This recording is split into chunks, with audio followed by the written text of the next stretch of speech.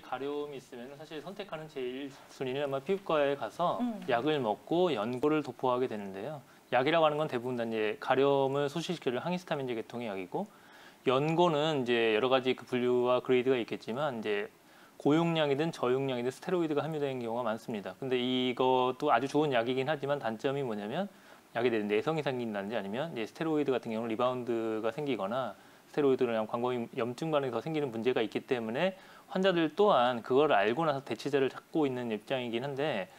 요즘에 이제 많은 이제 한의원에서 보면은 이 한약제제를 가지고 그 외용제로서 이제 제형 변화를 통해 가지고 연고제제를 많이 만들고 있고요. 대표적으로 아마 자운고라고 하는 것들은 많은 분들이 알고 있긴 합니다. 자운고도 이제 들어간 약제가 자초라는 약제 자체가 강력한 항균 작용이 있기 때문에 가려움증과 염증을 좀 이렇게 가라앉힐 수 있는 효과는 있긴 한데, 그거 외에 이제 앞서 사실 그 박혜진 원장님께서 뭐 황련해독 약침을 말씀하셨지만,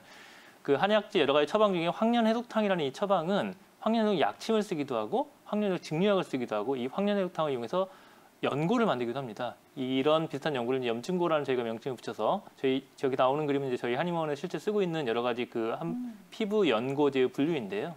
그러니까 황금, 황련, 황백 같은 그런 어떤 약재를 이용한 연고를 만든다든지, 아니면은 이제 좀 더 뭐 갈근이라든지 아니면 우방자 같은 것들을 이용해서 뭐 습진고 형태를 만든다든지, 최근에 또 이제 청대라는 한약이 되게 난치성 피부 질환에 효과가 있긴 한데 이게 일부 두드러기에 효과가 좀 있거든요. 그래서 청대로 만든 연고, 그리고 앞서 말씀드렸던 이제 자운고와 그 변형이 뭐 윤기고 같은 저희가 이런 연고들을 좀 다양화해서 피부에 도포를 할 경우에 빠른 염증을 소실시키는 효과와 더불어서 가려움증을 없앨 수가 있고요. 그다음에 두 번째로 또 하나 말씀드리고 싶은 게 뭐냐면은 이제 이런 약재들을 증류약으로 만들려고 실제 피부에 도포를 해도 많이 가라앉고 효과가 좀 있습니다.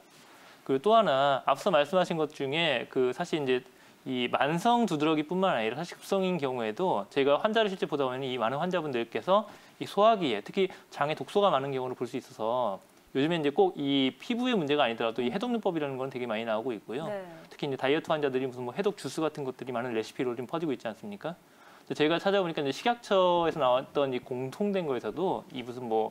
그 주스를 만들어가지고 여러 가지 해독 주스를 만들어가지고 그거를 갈아서 먹든 아니면 즙을 내서 먹든 아니면 이제 로우푸드 형태의 디톡스라 그래가지고 그냥 우리가 보통 채소나 아니면은 과일이나 아니면 견과류나 씨앗류 같은 것들을 이렇게 날로써 먹는 음식,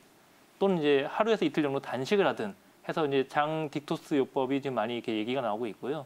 실제 저희 이제 한의원 같은 원내에서는 한약재 중에 뭐 망초나 대황 같은 그런 한약재를 잘 끓여서 뭐 비타민이라든지 아니면 여러 가지 주스나 올리브오일 같은 것들을 잘 조율을 해서 하루에서 한 36시간 정도까지를 그 시간에 맞춰서 이제 그 약재만 복용시키게 하는 그런 디톡스 요법 같은 걸 통해서 실제 복진을 해보면 장도 좀 많이 깨끗해지고, 그 결과 아주 즉시 빠른 효과의 피부 감소, 피부의 가려움증과 그 어떤 그 팽진 같은 것들이 감소하는 효과도 볼 수 있기 때문에 이러한 치료를 어떤 체질적인 개선이나 한약 처방과 더불어서 같이 병행하는 것도 환자분들 그 두드러기 관리에 큰 도움이 될 거라 생각합니다. 네.